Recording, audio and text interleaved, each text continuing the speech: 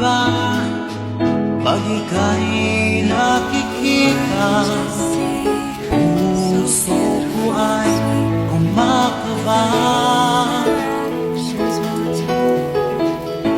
pag nasilayan Siya si Beyonce, panganay sa anim na magkakapatid. Puso ko ay nababalisa. Sa kabila ng kanilang kahirapan, pangarap niya pa din makapagtapos ng pag-aaral sa kurso Bachelor of Science in Tourism Management or pagiging flight attendant. Sinubukan ko ika'y kalimutan hanggang ngayon. Kaya naman, sobrang kanyang pagsusumikap para sa kanyang sarili at sa mga minamahal na kapamilya.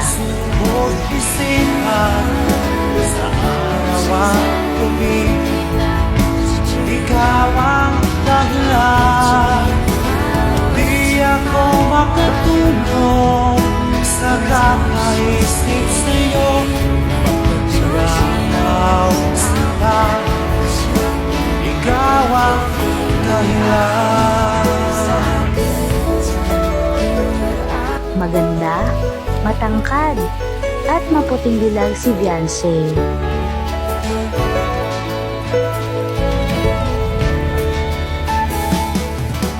Paano ko kaya masasabi sa'yo na ikaw ang tinitibok ng puso? Maganda, hindi lang ang palabas na anyo, kundi pati na rin ang pagkakaroon ng busilak na Ay kalooban. para lang sa'yo.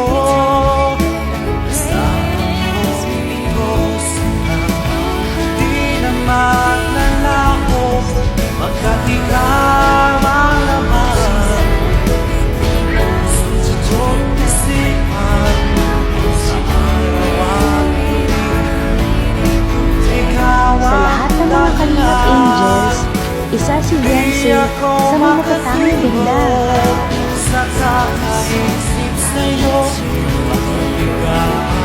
Gayun pa man, alam naman natin sa paglipas ng panahon, ang anyong panlabas ay kumukupas.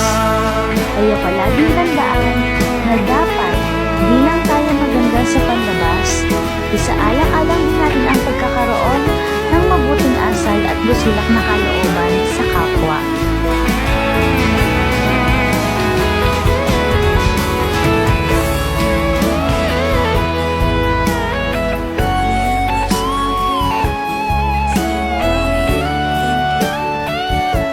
Sa ganitong paraan, kumupas man ang ganda, ngunit hindi ang kabutihan at kabusilakan ng pusong ipinamalis mo sa iba. Sa araw at gabi, ikaw ang dahilan. Di ako makatulog sa kakaisip sa'yo, pagkat ikaw sila. Ikaw ang dahilan, ikaw ang laman ng puso ko't isipan sa araw at gabi. Ikaw ang dahilan.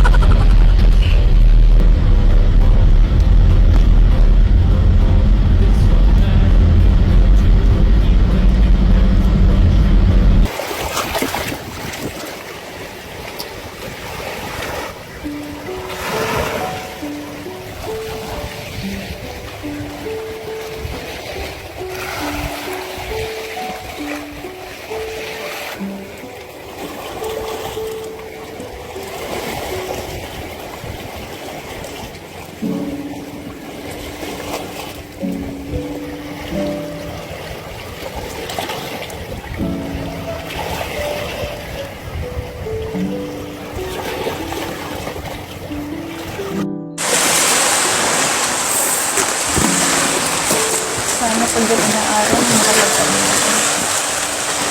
Mga pangarap ko sa buhay na maging isang flight attendant. Para ako naman ang magtulong sa pamilya ko.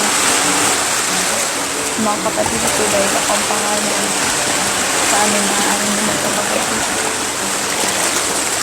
Gusto ko silang matulungan para hindi na nila maranasan ko.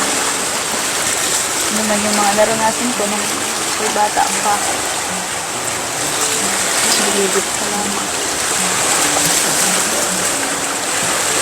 Dahil ako ang pangalan sa kanila.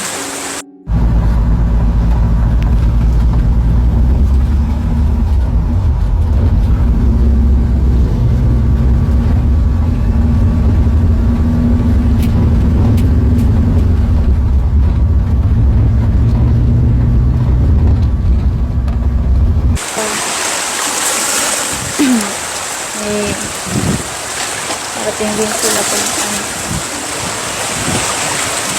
kapag tapos sila ng pag-aaral, matutupad nila rin ang mga pangarap nila. Kaya sana ako, kapag tapos ako ng pag-aaral, matupad ko yung gusto ko yung course. Para hindi na sila maghihirap. Ako na lang ang tulong sa kanila para makapagtapos.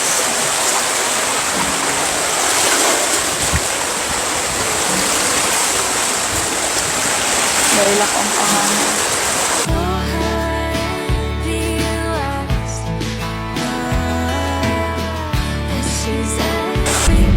Bagal naman dito sa sakyan na to. Maunahan ako ni Idolo Tebiansi. Bagal ito. Kung kailangan ko ito unahan. Unahan ito. Sakyan na ito rin. Baka si Idolo nandun na naman Tebiansi. Ay madalas na yun. Madalas na yun sila namasya. Bagal na sinusundan ko. Baka wala na akong maabutan doon. Baka nakaalis na sila ni Ido.